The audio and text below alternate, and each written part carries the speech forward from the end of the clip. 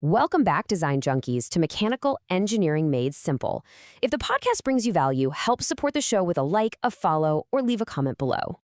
All right, let's dive into a topic that honestly separates the good engineers from the great ones. We're going to start by figuring out why even our best, most brilliant designs can end up failing in the real world. Then we'll bust some huge myths about design reviews, walk you through a bulletproof step-by-step process, and then show you how to use data to really dominate. And of course, we'll wrap up by answering your biggest questions. You know the feeling. You've poured months, maybe even years, into a design. It's beautiful. It's flawless in CAD. Your simulations are perfect. And then it gets out into the wild, into the hands of customers, and it starts failing. You're left asking, why? What on earth is going wrong? Well, here's the surprising truth. The problem often isn't your core design. I know that sounds crazy. The real issue is a total breakdown in the feedback loop from the field.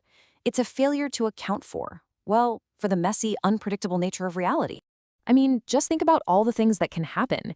Your perfect device gets dropped by a forklift in some warehouse. The service engineer is rushed and just scribbles broken on a report with no details. Maybe they're not even motivated to record good data in the first place. Worse, they might swap out the wrong component, and now you have a failure logged for a part that was perfectly fine. Or they see a symptom, like a blown fuse, and report that as the problem, completely missing the real root cause. And to top it all off, you might not even know how many units are actually out there, so calculating a real failure rate, good luck.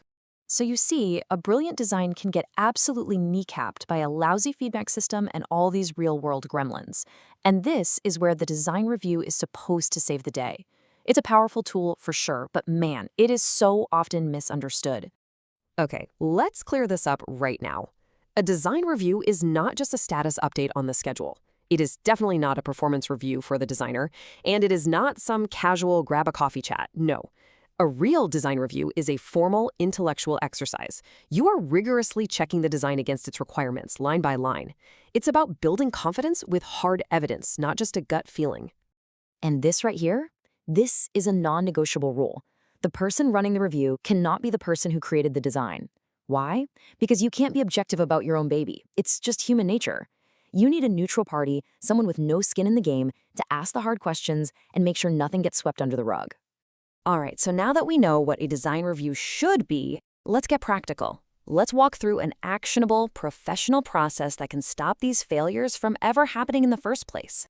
These are the 5 pillars of a truly effective review. First, you freeze the design. Lock it down, no more last-minute changes while you're trying to review it. Second, you define the purpose. What exactly are you trying to accomplish? Third, you get that independent chair. We just talked about how crucial that is.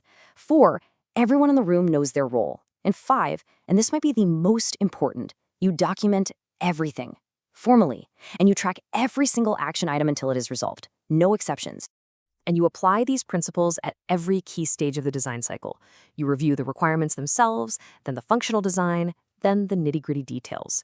You even review the code and the test results.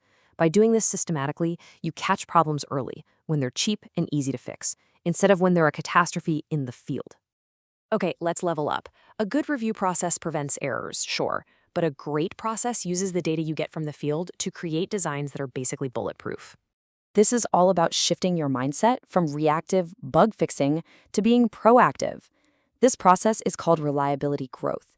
It means you actively hunt down the design weaknesses that are exposed in the field, and you engineer them out of existence. Every failure becomes a lesson that makes the next design stronger. And you don't have to guess if it's working.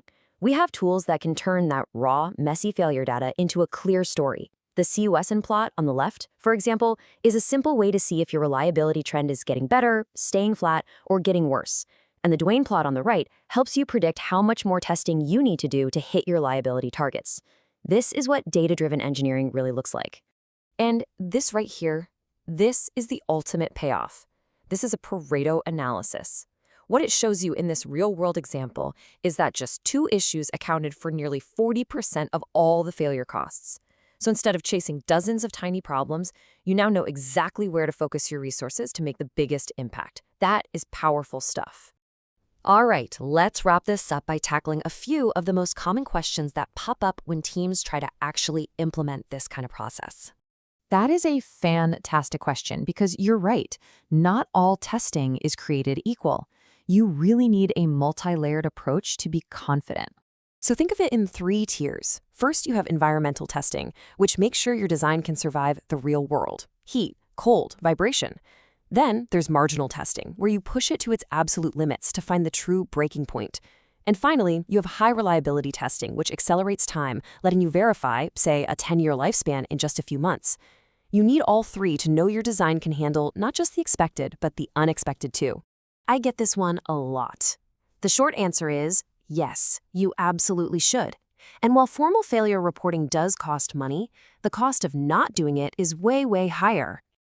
Seriously, that tenfold increase in cost to fix a problem after launch, that's a conservative number. So investing in a good data collection system isn't a cost. It's one of the highest return investments you can possibly make in your product's quality. It pays to find your problems early. And that brings us to our final thought. A perfect process doesn't eliminate failure. What it does is it transforms failure. It turns it from a catastrophe into your most valuable source of learning and growth. It's not about achieving perfection. It's about achieving relentless, data-driven improvement. If you got something useful out of today's episode, hit follow and drop a like. It helps grow the show and keeps the engineering knowledge flowing.